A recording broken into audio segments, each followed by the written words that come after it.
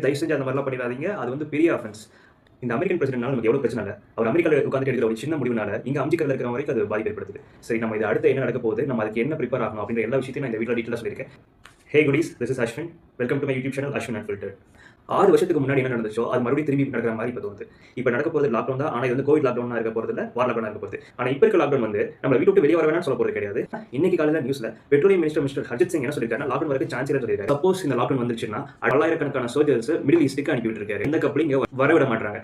India கூட பரவாயில்ல, ஆனா மத்த கண்ட்ரியோட நிலைமை ரொம்ப மோசமா இருக்கு. வண்டியை பயன்படுத்தாம நடந்து போயிட்டு இருக்காங்க. பிரைவேட் வெஹிக்கிள்ஸ் வந்து யூஸ் பண்ணக்கூடாது அப்படின்னு சொல்லலாம். ஹோட்டல்ஸ்லாம் வேற இப்ப மூட ஆரம்பிச்சிட்டாங்க. இப்ப நம்ம வீடுகளுக்கு வர வேண்டிய கேஸ் சிலிண்டர்ஸும் கம்மியாயிட்டே வருது.